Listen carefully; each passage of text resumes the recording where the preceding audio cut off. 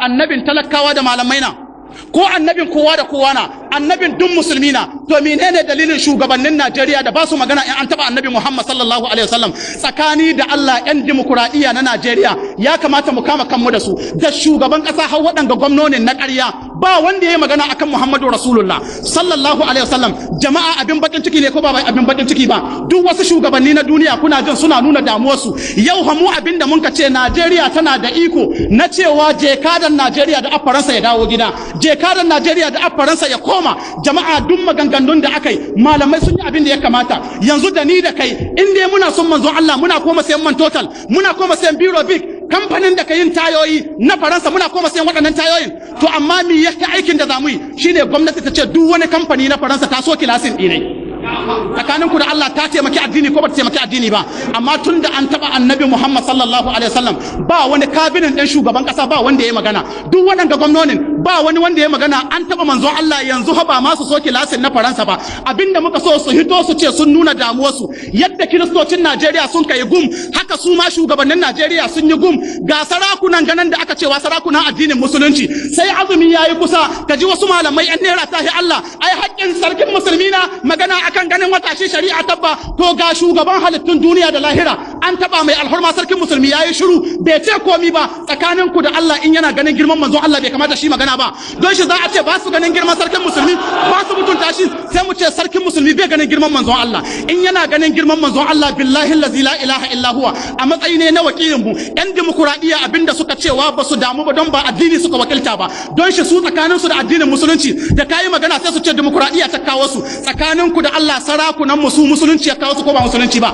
tutar da Shehu Usman ya basu ta musulunci ta to amma ba su yi komi ba muna roƙon Allah duk wanda adda mukami Najeriya in bai nuna damuwa ce ga abin da an kawo manzon Allah ba Allah ka mai sai kwasa shara Allah ka mai sai kwasa shara in shugaban kasa na Allah ka amsa shugabanci ka mai sai gadin bila in gwamna na Allah ka mai sai ban ruwan hula gwamnan hawu in basarake na Allah hake ci alkabban nan Allah ka gwada muna shi dogarai na mai buloli abinda nika so in kai ku hadisi ya tabbata a muskan da Imam Ahmad hadisi ne ingantacce annabi Muhammad sallallahu alaihi wa sallam hadisin Sauban manzo Allah ce yushikul ummamu an tadaa alaikum kama tadaa al-akalatu ila qas'atiha fa qala qa'ilun amin qillatin nahnu ya rasulullah qala bal antum yawma idhin kaseerun walakinnakum gusa'un ka gusa'is sayli wa la yanzi anna Allah fi qulubi adukum mahabatan minkum wa la yaqdhifanna Allah fi qulubikum al-wahna qala qa'ilun wa mal wahnu ya rasulullah qala hubbu ad-dunya wa karahiyatul maut annabi sallallahu alaihi wasallam ya ce yushikul ummamu an tada'a alaikum kai ku kama kanku an ni kusan al'ummomin kafirai su taru gare ku kasar Faransa kasar America Isra'ila Ingila su taru ba abin da ya dame su in ba su ci mutuncin manzon Allah ba su walakanta shi don su tozarta manzon Allah a bata ma musulmi rayuwa manzon Allah ya ce to yushikul ummamu an tada'a alaikum kama tada'a al-akalatu ila qas'atiha kamar yadda masu cin abinci suke taruwa ga kwanon cin abincin su kama tada'a al-akalatu ila qas'atiha faƙala ƙa'idun wani zarumi cikin sahabban manzon Allah ya tashi ya ce amin ƙillatin nahanu ya rasulallah halan bamu da yawa saboda ƙaramcinmu ya manzon Allah wannan lokacin bamu da yawa musulmi halan yan ba su kai sun haƙawo ba yan tituna manzon Allah ce bal antum yawma izin kasirun bari wannan magana ba haka al'amari yake ba wannan lokaci kuna da yawa kuna ma cewa ahlus sunna kuke kuna cewa masoyan manzon Allah kuke sai dai ina matsala take manzon Allah ya ce walakinnakum gusa'un ka gusa'is sayl sai dai inda matsala take ku yayi kuke shara tuka in kana son ka gano gusa'un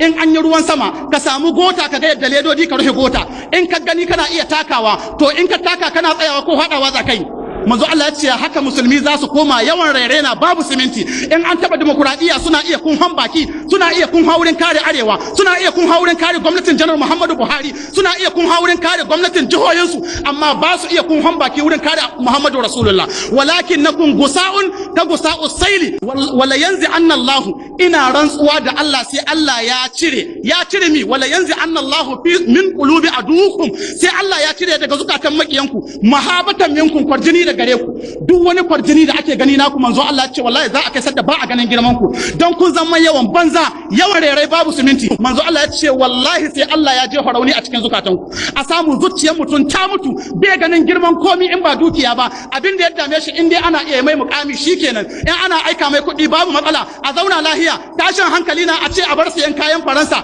tashin hankali na a ce shugaban kasa ya kori jekadan Faransa bai kamata ana waɗannan maganganu ba wala yaqzifanna Allahu fi qulubikumul wahana wani ya dauki da ya ce wa mal wahanu ya rasulullah wani irin rauni na wace lalacewa ta za ta samu koma haka sai manzo Allah ya ce hubbud duniya wa karahiyatul maut hubbud duniya son duniya sarakunan ku suna jin tsoro kada su yi maganganu dan taimakon da aka basu a bar basu kada su yi maganganu dan demokradiya su ce kuna son ku lalata muna harka kuna son ku zaburar da mutane su yi muna bore hubbud duniya wa karahiyatul maut da jin tsoron mutuwa sauran yan Najeriya masu mukamai tsoro suka ji ka a soke musu biza ta zuwa Faransa don Allah musulmi yanzu mi yake yi Faransa muna roƙon Allah musulmin da a cikin Faransa Allah ka ba su kariya waɗanda a can masu imanin masu takawa Allah ya kare mu na su ya ba mu wani gwarzo cikin su wanda zai zuwa ya kashe shugaban kasar Faransa ya cire kai ne mu yi kabbar bari mu roƙan mai Allah ya kai shi aljanna kamar yadda wannan matashin yayi ya ku al'umma waɗannan maganganun ba zan bar su ba duk wanda ka jin cewa waɗannan maganganun ba su dace ba yayi abin da ya ga ya kamata wallahi tallahi ina yi muku rantsuwa da Allah ba mu barin cin mutuncin ku sai kun kama magana in an ci mutuncin manzon Allah in kun ka kare mutuncin manzon Allah mu samu mutum guda cikin ku ya zo yayi magana akan